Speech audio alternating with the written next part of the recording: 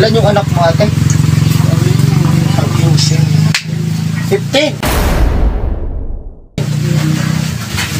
lahat yung anak mo? Hindi doon sila lahat? Hindi, nandun sa mga kapatid ko. Kaya yung walang anak, yun, ano nila. Inampo nila. Yan po, mga kalingap, isang mapagpalang araw at yan, nandito po kami, nag-scouting po kami ni Kanay Edna at yung aming head ay wala po dito. So shoutout po, nasa diet po yung aming head, mga kalingap. So ayan, meron pong nirekomenda po dito po kay Kanay. So pinuntahan po namin agad para po alamin yung kwento ng buhay ng nagrekomenda po dito.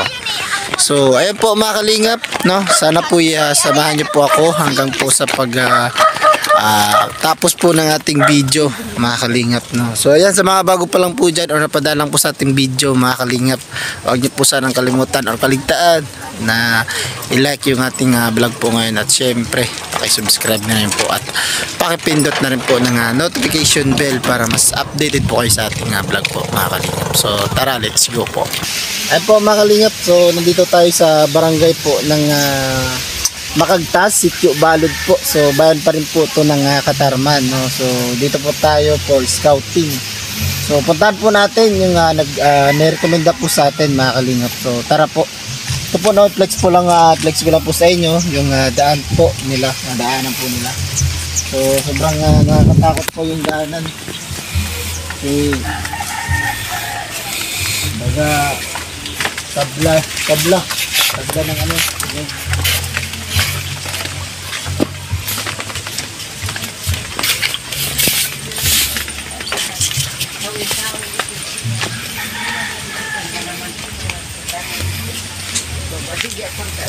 Shoutout natin si Kanay Edna, nandito po. Good morning mga Kayanski. Mga Kayanski talaga. Good morning sa lahat ng Kalinga partner. Ayan, shoutout po. So nandito po yung nagrekomenda sa atin, si Nanay. Nanay ako. Nanay niya. Sinamahan tayo. Iba yung nagrekomenda. Basta may nag-mention lang sa atin naman. Basta daw may nag-mention po kay Nanay Edna. So tara po.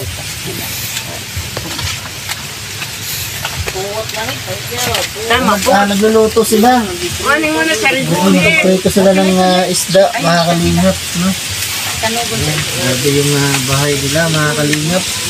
Talagang pasok po sa ating criteria na tulungan po talaga, mga kalingap. So tara, alamin natin yung sitwasyon nila. Pwede ako tumuloy? Pwede ako dito. Kung tayo ate. Hello.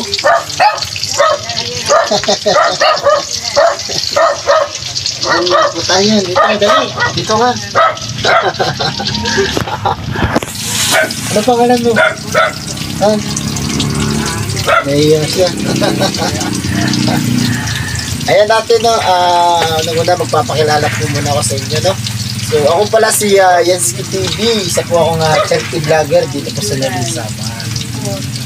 At nakilala niyo na ako. So anong pangalan ni ate? Lilia Dolorel. Si ate Lilia, ilang taon na po si ate Lilia? Kuan na. 37. Tatayin ka na garso na. 37. 37 years old po si ate Lilia. Si tatay naman, anong pangalan? Deloreno. Si tatay Glenn. Ilang taon po si tatay Glenn? 50. 50 years old. Ang layo po ng gap po, mga kalingap, no? Pero okay naman po tatay. Ayan.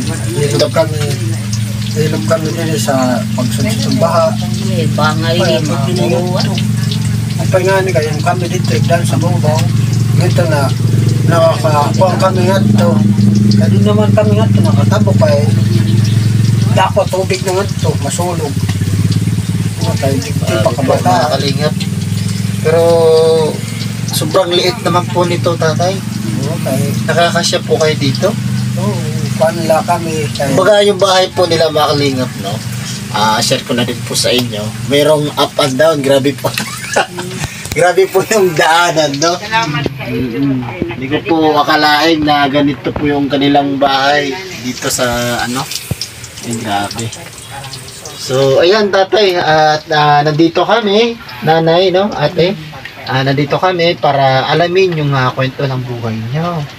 Pwede nyo bang i-share sa mga viewers natin kung ano yung buhay nyo dito or ano po yung trabaho, pang araw-araw nyo po dito, sa po kayo kumukuha ng pagkain. Pwede Nagkakawil nyo bang i-share sa mga viewers natin? Nagkakawil, tunano, doon nagkakawil isda, tapos nakabaligya manak, nakabalyo manak.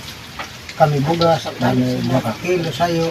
Ito, Nagkakawil. So si Tatay Antonio, ano pa? Glenn. Tatay Glenn. Si Tatay Glenn po ay isa po siyang kumbaga namimingwit yung trabaho mo tayo. Namimingwit lang po siya sa mga kumbaga gulay. wala kang trabaho na tayo yung nagkakita talaga. Mayroon ako sa gusto. Yung ko dito, yung gusok. May sakit ka. Inano ako, yung... In-x-ray. Sinuntok. Oo, kurso na daan. Matanga, di sa gusa ka. Nakababuhat, sinubugat.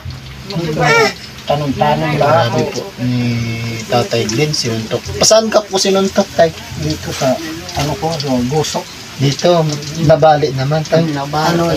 Yung pinakamalit, pumasok. Ganun. May isa. Pero, na-try nyo na po ba yung napacheck up tatay? No, check up up. Na-check up na. Na-extrahan na. At tumanak, medical, medical assistant sa pandibot. Pero wala man tanahim kay mayaman. Kung pinatong, pasabihin ko na lang ito, ay basta mo kangani kay nabuhay pa ako na kapangkuan. Ay kursunada lang kay kuan. Pag-abot ko sa Karigman nira, ako na trepingan, ito ng tapuak, di man ako maaram na sigad sito na himuon sa di man ako pwede mato kaya di waray ka sa kanya sala.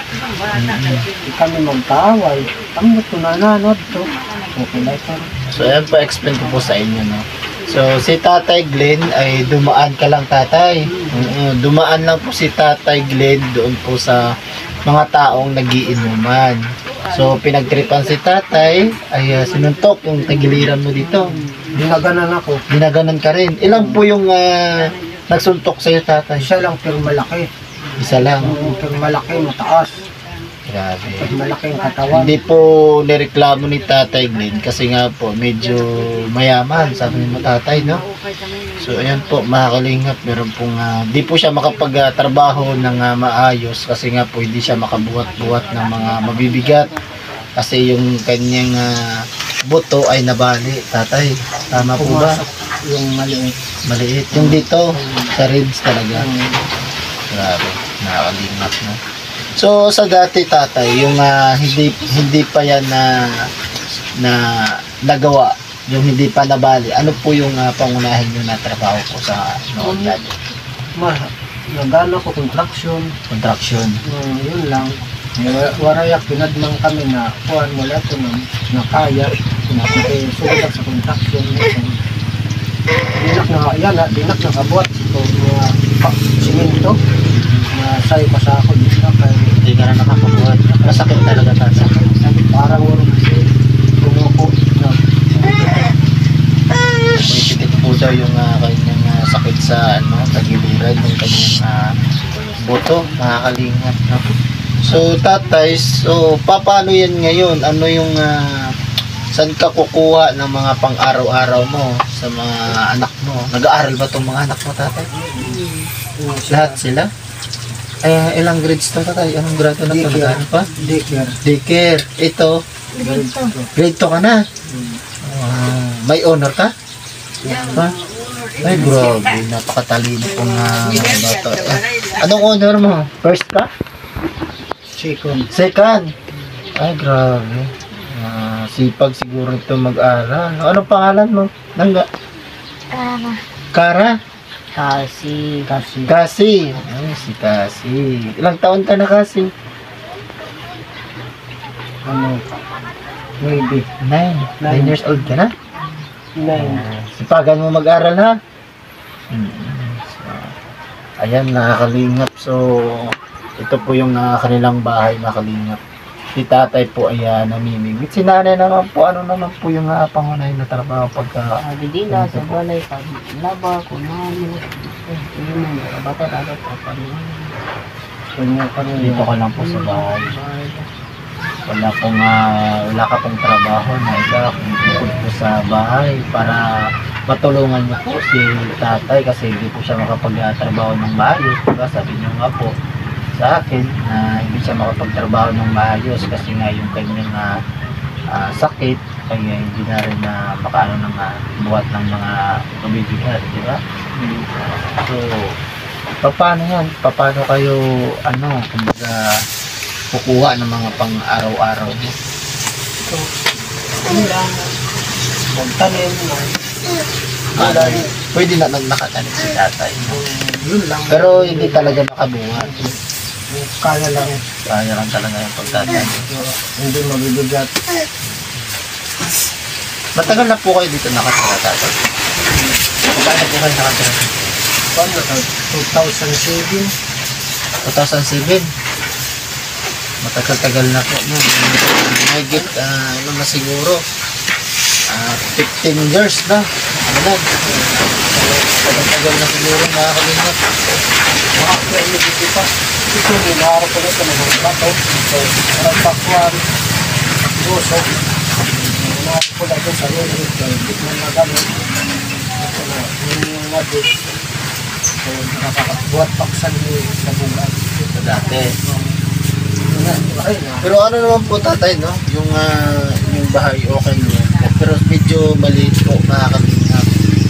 Yung kanilang bahay. Ilan yung anak mo ate? 15. 15 lahat yung anak mo? Hindi daw sila lahat? Hindi. Nandun sa mga kapatid ko. Kaya yung walang anak, yun, ano nila. Inampo nila. Para mayroon sila Anak, anak, kapatid ko naman. kapatid mo naman. Sila. Kumbaga, pinaampon mo dun sa mga kapatid mo para makapag-aral ng maayos. Okay naman po sila doon, tatay. Ikaw, nanay, okay naman po. Talagang napakahirap po ang talagang sitwasyon po ang mga kalinap. No? So, ano po yung sasabi niyo po, nanay, sa ngayon po na ang anak ay wala po dito sa inyo? Ako rin ito niya. Okay, manila. Upayong na para sa kandang lugarin na anak. Ay dito ko man yung magkuhan. Kasi na, bakit makinas. Kasi pagkaskila man nila sa mga tao. Okay. Salamat na sila. Po, mga kalinap na. So, yung kanilang anak po ay 15. Lahat po sila nito. Sobrang isang dosena, no?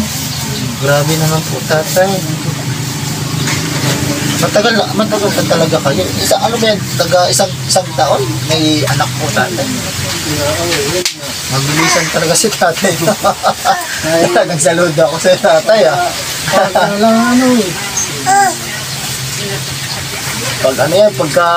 Pagka malamig, bakbak agad, tatay. Basi dumamo. Basta diri lang magdemo maraot. Saan makuri pag Pero paano yan, tatay? Hindi mo ba naisip dati na marami na yung anak mo?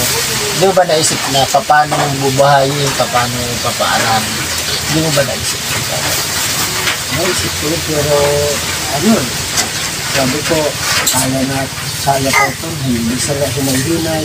Basta di na ko naghimong maraot, nagkakaon ba sa pamilya.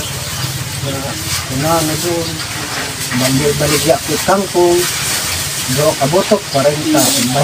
Oo nga, yan na nga, nandun na nga tayo, tatay. Pero sa ganun po, tatay, sa pangmaramihan na pong ganito, anak, mahirap po, tatay, pagka marami po. Wala nga nito, pero Kasi po, tatay, wala po tayong permanente na trabaho. Hindi naman po sa ako sa nangingalam, pero kumbaga, ano ko lang po sa'yo, kumbaga, payo ko na rin po sa'yo, tatay. pagka marami po anak, mahirap po. Kasi paano po natin bubuhayin, diba? Ano, last na ito. Last na to. Sigurado ka bang last na? Sigurado na. Bata pa si ate. Ilang taon pa? 37? So, ang taon talaga may anak? Sundanin ka. Sundanin ako talaga po sila. Ngayon, buntis na lang ano. Si ate, buntis ka ate? Pang ano yan? Pang 15? Ay talaga naman ito mga kalingap. Grabe, sobrang ano po talaga mga kalingap, no? Hindi ko po, wala pa akong masabi mga kalingap. Split ano ako dito. Tapos sa ganitong sitwasyon mga kalingap, talagang napakahirap ng marami pong anak, no? So ilan po yung natira dito sa inyo tatay sa ngayon anak mo? 7. So saan yung 8? Ito sa mga kapatid ko. Tapos pinsang ko. Mayroong mga anak. Kumbaga pinamigay mo talaga. Ano lang, sila naman na Nag-offer. sira nga lang magpa-eskwela. Dito lang po sa ospital, yung dara, dito pag anak, sira magastos. Pero, paano nila bata? Tumaruyan po na kami, kaya kami, huwag kami basta pakakain lang. Grabe po, makalingat niyo. Mahirap po yung ganun. Kasi nga yung anak ko nga na isa, ay nako, halos araw-araw kong iniiyakan sa, siguro sa pagka-miss ko, no? Yung hindi ko siya nakikita araw-araw. Pero yun naman, no, kahit na nasa mabuting kalagayan naman po siya, nandun po siya sa sa asawa ko dati. So ayan tatay, meron po kaming dala-dalang kaunting grocery dito. So ayan po mga kalingap, meron tayong kaunting grocery dito kasi nga meron pong nagbigay ng pagmamahal po sa ating mga na-scout po dito mga kalingap, no? So thank you so much po pala sa nagbigay nito. So tanggapin nyo po ate, kaunti lang po yan ha. Wala po kaming dalang bigas ngayon, pasensya na po, no, kasi ay kumbaga wala pa po yung aming head dito, nag-aantay pa po kami na mabigyan ng pambili po ng bigas para po ibigay ko sa inyo, ha? Salamat. So sa pagbalik ko na lang po kung sakaling makabalik ako, ha? Salamat. So ayan ate, ano masasabi mo sa nagbigay ng konting grocery? Ano lang? Salamat. Dawa man ako, ayun siya naman nakahatag man ako, nakahatag man ako sa mga kuwan. Dawa man nakatulong. Si tatay, anong masasabi ni tatay? Magtunanay, damang pasalamat. Tapos kautang-kunta ko, tagang kami. Bisan na dito na bulig, makakuha kami sa balay, mga upayman. Tapos hindi din natuna, kung gadi hindi din sapa. Sapa, kumbaga ilog po, kumbaga. Pero yung tatagyao ko na iniliwat na okay lang ito. Kaya basta na na-star man lang kami dito na di man lamoy na amo. Makakuan lang kami uga kaya yung kami na-staran. Isang la dito eh. Kumbaga yung bahay po nila makalingap na yung ano po nito ay kumbaga dingding. Ay kumbaga tagpi-tagpi lang po, may mga bakal po dito na mga po makalingap ewan ko kung saan to galing. Saan po yung galing tatay? Yung mga yung kama pinapon, hiningit ko. Diyan mo nilagay. Dito ko nilagay para nakatulong sa dingding. Dingding, wala pong saktong dingding po makalingap, mga pinagtagpi-tagpi po yung mga pulot-pulot or mga yero na mga sira-sira talagang tatay, kung sakali pong kumbaga meron pong magbigay ng tulong sa mga viewers po natin ngayon, ano po yung gusto yung tulong? Punta balay sa mahupay na isa na dito basta mahupay man, tapos masirum kami dito gabi, Walang kuryente. aray dito na wala. Si ate naman, ano yung gusto ni ate? Ako ang dasan kong kakuan para ang kami gawa kami. Kuan, hindi lang mga kuan lang na dun, mga battery nga digtoy.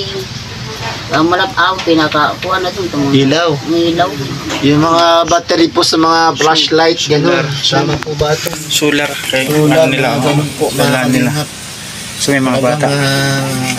Nakakaawa po. Nga kami din, nangan, masiram kami. Sira po talaga, mga kalingap. So ayan, no, thank you so much at pinatuloy niyo ako dito at nabahagi niyo yung kwento ng buhay niyo po sa ating vlog ngayon, no? At hindi lang po ako mangangako kung kailan po ako babalik, ha? Oo, pero kung meron pong magbigay, agaran ko pong ihati dito sa inyo, ha? At sa mga viewers po natin dyan, na mga masulid nating viewers, yung mga viewers ni Joey the Great, yung mga charity viewers, maraming salamat po sa inyo, no? Sana po bigyan po natin pansin itong pamilya na ito, no? Kasi talagang deserve po na ilang tulungan talaga sa kanilang sitwasyon po, mga kalingap. So ayun, mga kalingap, thank you so much po pala sa nagbigay ng konting grocery, yung nagpabigay kulay sa ating vlog po ngayon, no? Si Ate Miss Claire, shout out po, at kay Ma'am Bimberly, shout out po, maraming salamat po. No, so sa Tibet, maraming salamat po Tibet. Yung bigas to follow na lang kasi yung bigas po namin ay nasa aming head na po, no? Hindi po namin kumbaga nag-depend yung pambili. So yan po, maraming salamat po. So hanggang dito na lang po muna yung ating vlog. See you sa next vlog. Mag-ingat po tayo palagi. God bless po.